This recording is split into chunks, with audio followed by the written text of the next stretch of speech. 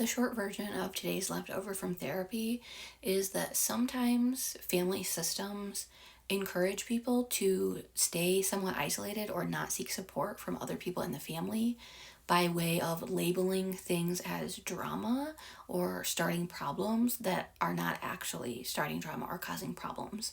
And that causes people to not communicate about problems, and then that kind of enables the problem to continue. And this came up in therapy because something happened in my family over the weekend that didn't directly involve me, something that I witnessed that I thought was not okay, something that was said to a child in the family at like a social event that kind of a lot of family was at.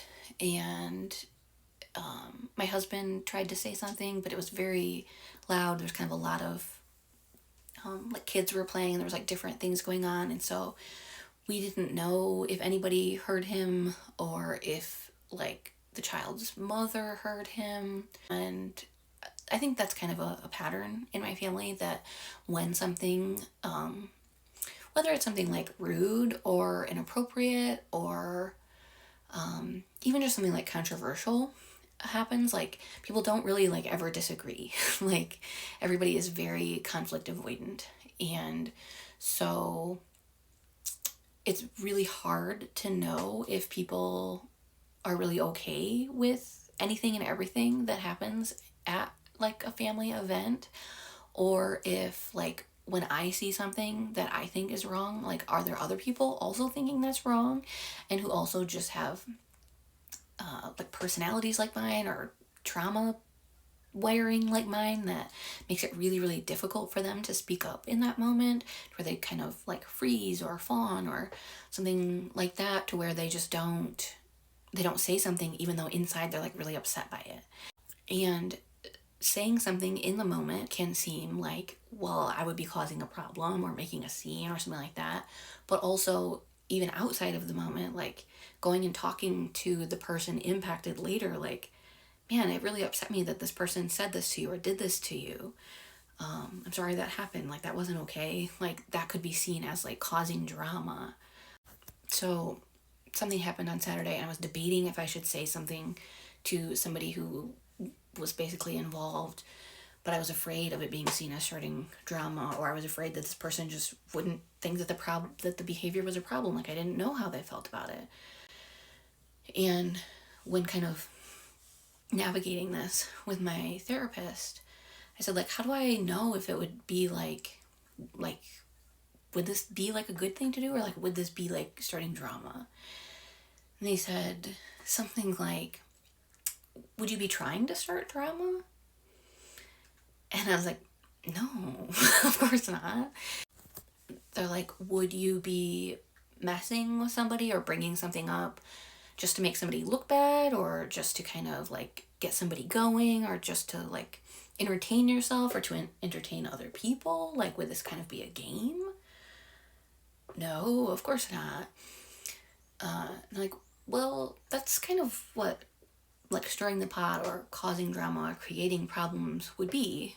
It's when you're not actually upset by something and you don't actually need support or want to express support to somebody else, and you're just making it into a game or using it for entertainment. Where if you have real feelings about something, or you know somebody else has real feelings about something, and you talk to them about that, like that's just giving and receiving support. That's not causing a problem. It's just talking about a problem that already exists. So that seems super obvious to me in a way, but I guess it's really also not obvious to me. Like, and I think that does come from experience of seeing people called dramatic or called like pot stirrers or whatever when they're expressing their hurt or their concern or their disagreement with something, and they're not just trying to mess with people. So I don't think I had really realized that I had kind of taken on that idea of what drama is. But yeah, I think that's definitely kept me from reaching out to people at times. And so that's part of how I have isolated myself and then not known if other people actually agree with me about certain things being wrong. So after that session, I talked to my husband about it a little bit, and we did kind of go over some pros and cons because I didn't know how this person would react. And this was something related to like my very specific traumas. And so if this person were to think I was overreacting or anything like that, it could potentially be super triggering for me. I think I would risk like really spiraling, honestly. If somebody didn't believe me, or just not that they would need to agree with me, but if they thought I was being inauthentic or thought I was causing problems or something like that, that'd be super hard for me. And so it was a risk. But we talked it out and decided to take that. I decided to take that risk, and it went really well. So I think it was really, really good and was really, really healing for me. Like, the person thanked me for being willing to reach out, and they said that they were really upset by it and that they had wondered if other people were okay with it or whatever. And they explained like that they kind of wanted to say something, but they had just froze. Like, I totally understand that. Like, I do that too. I don't know, now at least we know that we're not alone in recognizing that it was wrong. So that was really cool.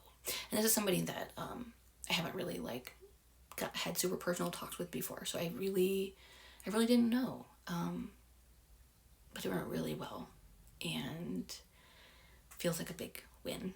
But also, I think even if it wouldn't have gone well, it would have been a win for me to just put myself out there, authentically sharing my feelings and values with somebody in a vulnerable way is a step for me.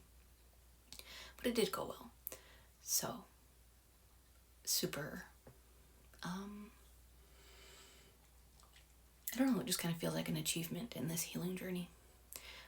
This is my leg, so I am dressed like a crayon today. Purple and purple. Sometimes I dress like a crayon.